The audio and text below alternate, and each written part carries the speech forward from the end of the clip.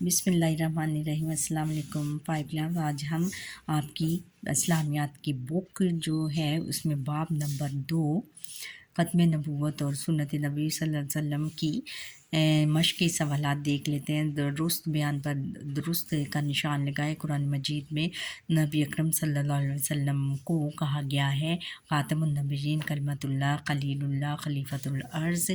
کیا کہا گیا ہے؟ خاتم النبیین۔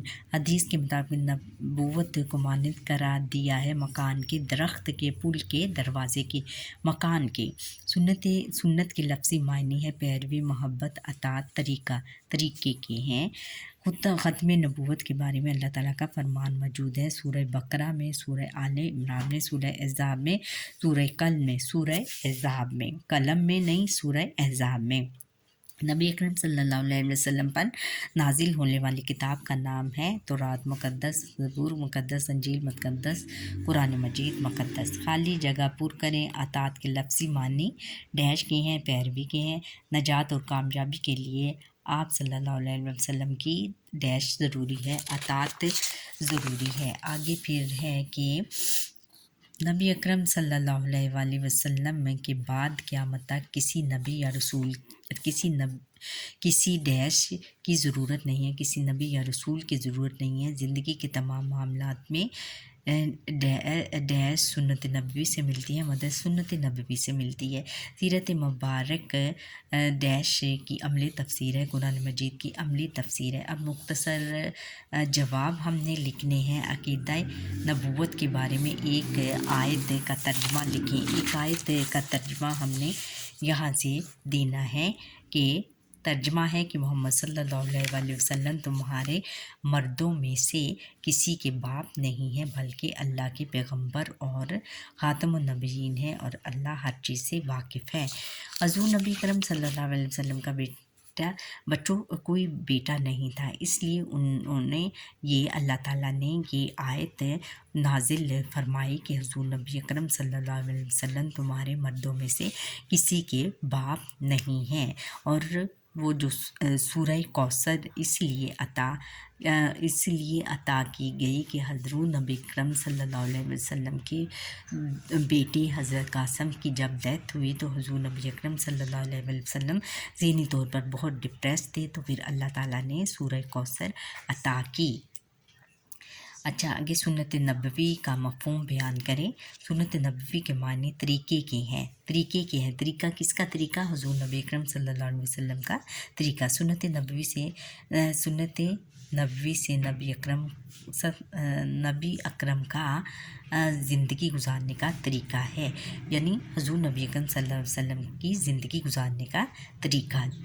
آپ صلی اللہ علیہ وآلہ وسلم نے اپنی زندگی میں کھانے پینے، اٹھنے بیٹھنے، گفتگو کرنے، لین دین اور عبادت میں جو طریقہ اختیار کیا وہ سنت میں شامل ہے۔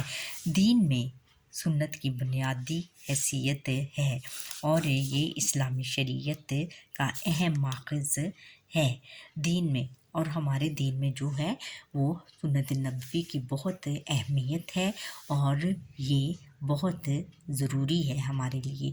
ہم بچوں سنت نبوی اور حضور نبی اکرم صلی اللہ علیہ وسلم کی اسوہ حسنہ پر عمل کرنا ہر مسلمان کا فرض ہے، اور یہ سنت میں شامل ہے کہ جو بھی انہوں نے طریقہ اختیار کیا گفتگو، کھانے پینے میں، اٹھنے بیٹھنے میں، گفتگو کرنے، لین دین اور عبادت میں، ہمیں ہو بہو ان کی پیروی کرنی چاہیے، ان کا طریقہ اختیار کرنا چاہیے، اور یہ اسلامی شریعت کا اہم ماخذ ہے، اور یہی اسلامی شریعت کا اہم ماخذ ہے، یعنی اسلام کا اہم رکن ہے، یعنی اہم بہت ضروری ہے۔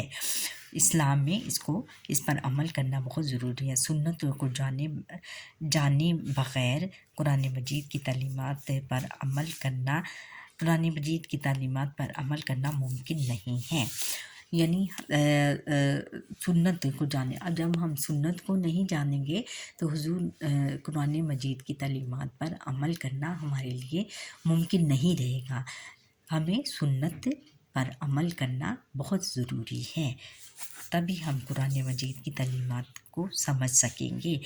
अच्छा, अब अगला सवाल है अतात रसूल सल्लल्लाहु अलैहि वसल्लम हमसे क्या तकाजा करती है।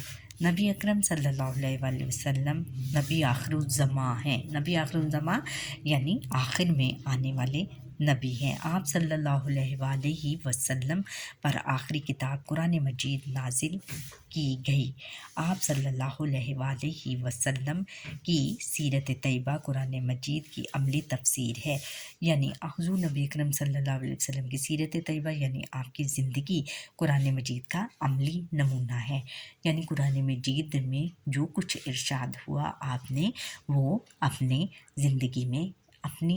ज़िंदगी में करके दिखाया लोगों को, और तमाम सहाबा किराम उनकी पैरवी करते थे। अल्लाह ताला ने अल्लाह ताला ने कुरान और सुन्नत को महफूज फरमाया, और फिर अल्लाह ताला ने कुरान और सुन्नत को महफूज फरमाया। यानी इसमें कोई भी शख्स रद्दो बदल नहीं कर सकता, और जो करेगा उसमें उसका बहुत ज़्यादा उसका कुरान और सुन्नत को महफूज फरमाया। यानी कोई भी शख्स इसमें रद्द बदल नहीं कर सकता। अब क़यामत तक किसी और नबी या रसूल की ज़रूरत नहीं। यानी हुज़ूर नबी अकरम सल्लल्लाहु अलैहि वसल्लम ने दीन इस्लाम को मुकम्मल कर दिया है, और आपके बाद किसी रसूल या नबी की ज़रूरत नहीं। आप सल्लल्लाहु अलैहि वसल्लम पर दीन इस्लाम की तालीमात को मुकम्मल कर दिया गया है। इसलिए इंसानों की कामयाबी और निजात का वाहिद रास्ता है, और मुकम्मल कर दिया गया है दीन को, और ये इंसानों की कामयाबी और निजात का वाहिद रास्ता है कि हम सुन्नत नबवी पर अमल करें। कुरान मजीद पर अमल और आप सल्लल्लाहु अलैहि वसल्लम की अतात है। यानी कुरान मजीद पर अमल करना हुज़ूर नबी अकरम सल्लल्लाहु अलैहि वसल्लम की अतात है। सुन्नत नबवी सल्लल्लाहु अलैहि वसल्लम की पैरवी क्यों ज़रूरी है, इसका हम यहाँ से लेंगे कि हुज़ूर सुन्नत नबवी सल्लल्लाहु अलैहि वसल्लम की पैरवी इसलिए ज़रूरी है कि जैसे कुरान मजीद में नमाज, रोज़ा, ज़कात और जहाद की फ़र्ज़ियत का ज़िक्र है, लेकिन इसकी तफसील और तरीक़ा सुन्नत नबवी से मालूम होता है। यानी उनका कहने का मतलब है कि कुरान मजीद में सिर्फ़ उन्होंने ये बता दिया है कि आपने नमाज़ पढ़नी है, रोज़ा रखना है, ज़कात देनी है और बाकी इबादत करनी है, लेकिन इसका जो अमली सूरत किसने दी, हुज़ूर नबी अकरम सल्लल्लाहु अलैहि वसल्लम ने अमल करके दिखा दिया कि आपने इस तरीके से तमाम इबादत करनी है, लेकिन इसकी तफसील और तरीक़ा सुन्नत नबवी से मालूम होता है। इसलिए रसूल अकरम सल्लल्लाहु अलैहि वसल्लम के उसवा हसना को तमाम अहले ईमान के लिए नमूना करार दिया गया है। यानी हुज़ूर नबी अकरम सल्लल्लाहु अलैहि वसल्लम के उसवा हसना पर अमल करना वो हमारे लिए नमूना है, हमारे लिए रोल मॉडल है। यानी हमने उनकी तालीमात पर, उनके ज़िंदगी के असूलों पर अमल करना है। हमें अमली ज़िंदगी में नबी अकरम सल्लल्लाहु अलैहि वसल्लम की अतात फरमा बरदारी करनी चाहिए। हमें अपनी अमली ज़िंदगी में उनकी अतात करनी चाहिए, उनकी पैरवी करनी चाहिए और उन्हीं की फरमा बरदारी करनी चाहिए। हर काम अंजाम दही में सुन्नत नबवी से रहनुमाई लेनी चाहिए, ताकि हमें अल्लाह ताला की रज़ा और दुनिया और आखिरत में कामयाबी हासिल हो। यानी हर काम करने से पहले हमें सुन्नत नबी सल्लल्लाहु अलैहि वसल्लम की पैरवी से रहनुमाई लेनी चाहिए, और इसी में आखिरत और दुनिया और आखिरत में कामयाबी हमें हासिल हो सकेगी।